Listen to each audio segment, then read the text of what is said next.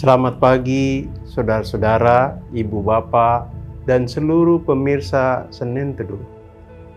Pagi ini kita akan merenungkan firman Tuhan.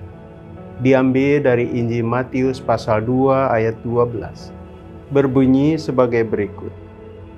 Dan karena diperingatkan dalam mimpi, supaya jangan kembali kepada Herodes, maka pulanglah mereka ke negerinya melalui jalan lain. Saudara, setiap orang pasti pernah bermimpi, khususnya ketika dia tertidur. Ada banyak interpretasi atau tafsir tentang mimpi. Ada orang yang mengatakan itu cuma bunga-bunga tidur. Artinya, hanya menghiasi ketika seseorang berada dalam saat istirahat tidur. Seolah-olah tidak punya arti apa-apa. Tapi dalam pengalaman yang kita bisa tahu melalui peristiwa-peristiwa di Alkitab, mimpi tidak hanya sekedar bunga tidur, tapi punya makna yang dalam. Dan salah satu peristiwa adalah ketika orang Majus bertemu dengan Tuhan Yesus ketika Tuhan Yesus dilahirkan. Mereka mengalami mimpi. Mimpinya tentang peringatan supaya mereka mengambil rute lain setelah mereka berjumpa dengan Tuhan Yesus.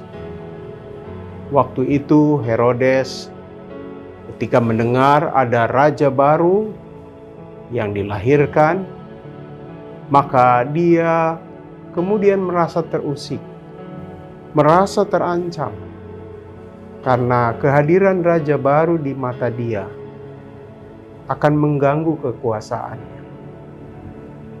Karena itu, orang Majus diharapkan pasca bertemu dengan Tuhan Yesus berjumpa dengan dia untuk mengutarakan informasi seperti apa sosok raja baru itu.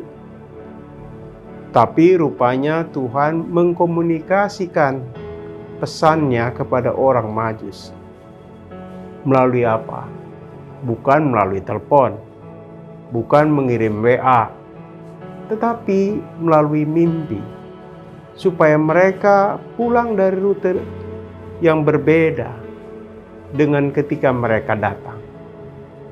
Sehingga Herodes tidak tahu seperti apa Tuhan Yesus itu. Saudara-saudara, firman Tuhan ini mengingatkan bahwa ketika seseorang berniat melakukan sesuatu yang membahayakan orang lain, banyak cara yang Tuhan pakai supaya orang itu selamat. Salah satu caranya dalam peristiwa Alkitab adalah bermimpi. Zaman sekarang mungkin berbeda pesan itu. Bisa saja Tuhan juga memang memberi peringatan melalui mimpi. Tapi juga banyak media lain. Tetapi intinya bahwa Tuhan selalu melindungi orang-orang yang dikasihinya. Dan orang Majus menjadi salah satu bagian dari orang yang dikasihi Tuhan.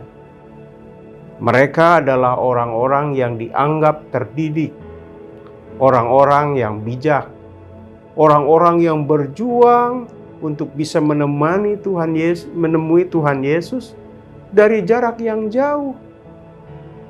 Dan ternyata apa yang mereka lakukan bisa saja kemudian membawa suasana yang membahayakan bagi dirinya maupun bagi Yesus sendiri. Disitulah Allah bertindak. Allah menyampaikan pesan. Sehingga mereka pulang lewat jalan yang lain. Tidak jalan yang sama. Saudara-saudara, minggu ini kita juga mulai memasuki minggu-minggu di mana kita akan menyambut Natal. Kita percaya bahwa Anda dan saya selalu dalam lindungan Tuhan. Perlindungan Tuhan adalah sesuatu yang nyata, yang dekat dengan kita. Karena itu, seperti orang Majus, yang penting adalah menyembah Tuhan, menyembah Yesus, mengapresiasi apa yang dilakukan Tuhan Yesus. Kiranya itu juga menjadi bagian dari hidup kita.